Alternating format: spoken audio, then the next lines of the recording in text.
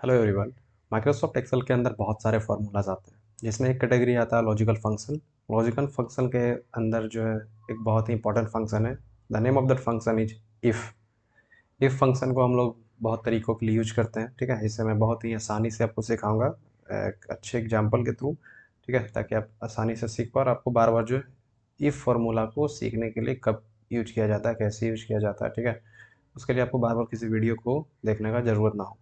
So let's start the video. For that open the Excel. ये मेरा Excel open हो गया। यहाँ पर मैंने कार का जो डेटा सेट ले रखा है, ठीक है, कार प्राइस डेटा सेट।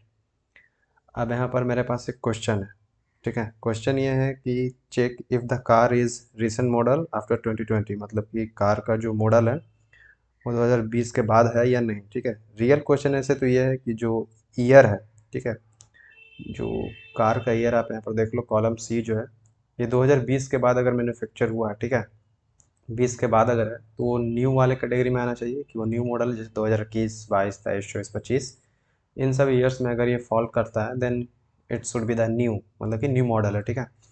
और अगर इससे पहले है जैसे 2020, 2018, 2017, तो वो जो है उसको जो है हम लोग मतलब कि ओल्ड वाले कैटेगरी में रखेंगे। तो इफ़ जो है आपको चीज़ों को कैटेगराइज करने में मदद करता है, ठीक है। अगर कैटेगराइज करना हो तो दो कैटेगरी में, अगर तीन कैटेगरी, चार कैटेगरी में यूज करना है then for that we use IFS, IFS, और we can use the nested if also, ठीक है। तो वो मैं किसी और वीडियो में बताऊंगा। सो आप चैनल पे जरूर बने रहना, अपकमिंग वीडियोस इसी से रिलेटेड आने वाले हैं।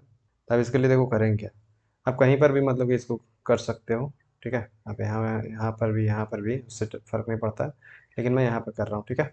इस L2 में इक्वल टू, अब यहाँ पर जो है, अब जैसे कि इफ़ लगाना है, if use the tab, tab हो गया, ठीक है। इसका सिंटेक्स आप देख लो, logical test then value if true, अगर मतलब कि जो लॉजिकल टेस्ट आपने लगाया है वो सही हो जाता है, सर ट्रू हो जाता है तो आपको क्या चाहिए, अगर फॉल्स हो जाता है तो आपको क्या चाहिए, ठीक है, मतलब कि क्या आउटपुट आपको चाहिए, ये यहाँ पर पूछ रहा है। उसके लिए करेंगे हम, जैसा कि हम लोगों का लॉजिकल टेस्ट क्या है कि 2020 के पहले या फिर बाद, 2020 के बाद या फिर मतलब कि 21, 22 में अगर कैटेगरीज आ रही है, नंबर्स आ रहे हैं 2021, 22 में, मतलब कि कार वाले मॉडल आ रहे हैं, ठीक है, तो वो जो है न्यू में रहेगा, उससे पहले वाले जो है ओल्ड में रहेंगे, ठीक है। तो उसके लिए करेंगे क्या, इसको चूज़ कर लेंगे C2। इस C2 जो है वो अगर बड़ा 2020 से, 2020 से, ठीक है, C2 2020 से अगर बड़ा हो जाता है, 2020 से बड़ा हो जाता है मतलब क्या होगा, 2020 से बड़ा 2021, 22, 23, 24, 25 ये सभी होंगे, ठीक है। तो मैंने बताया था वो जो न्यू वाले कैटेगरी में रहेगा, तो वही पूछ रहा है वैल्यू इफ ट्रू, अगर वैल्यू सही हो जाता है तो मतलब कि जो C2 का जो वैल्यू है, आप ये दो सिंटेक्स देखो, C2 का जो वैल्यू है वो 2020 से बड़ा रहता है, तो अगर ऐसा रहता है सो न्यू, ठीक है। और ऑलवेज मेक श्योर कि जो आप टेक्स्ट लिख रहे हो वो डबल कोटेशन मार्क के साथ स्टार्ट होना चाहिए, साथ ही साथ एंड होना चाहिए।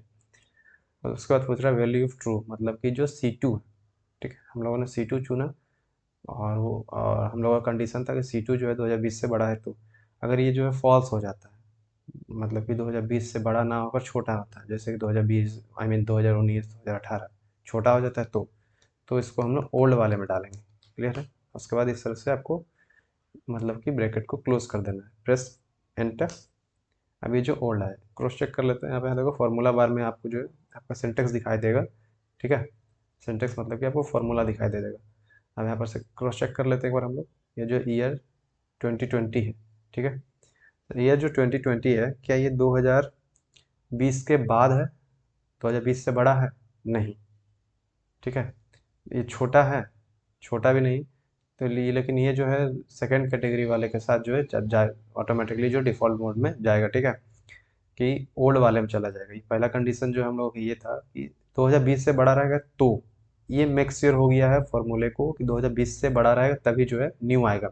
बड़ा तो है नहीं, बराबर है, तो ये जो ओल्ड में ले लेता है, ठीक है, बराबर जब भी रहेगा तो ये सेकंड वाले मतलब कि जो होना चाहिए वैल्यू फॉल्स जो होता है उसके साथ ये जाएगा, क्लियर है।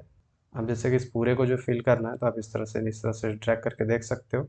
अभी जैसे कि न्यू है, ये देख लेते हैं न्यू जो है इस फिफ्थ वाले रो में है, तो ये देखो इसका जो ईयर है 2023 है, 2023 है, इसीलिए जो है ये न्यू आया है क्योंकि ये जो है 2020 से बड़ा है, क्लियर है।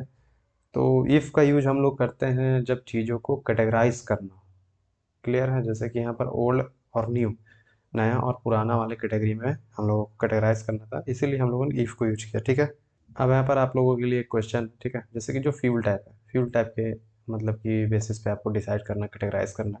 अगर फ्यूल टाइप आपका इलेक्ट्रिक है, ध्यान से आप सुनना, अगर आपका फ्यूल टाइप इलेक्ट्रिक है तो आपको जो है इलेक्ट्रिक या फिर हाइब्रिड है तो उसे जो आपको न्यू वाले कैटेगरी में डालना, मतलब न्यू जनरेशन वाले कार से वो।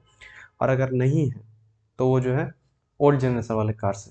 फिर से मैं क्वेश्चन को रिपीट कर दे रहा हूँ। अगर जो ये जो फ्यूल टाइप है, आपको फ्यूल टाइप के बेसिस पे आपको कैटेगराइज करना है कार्स को।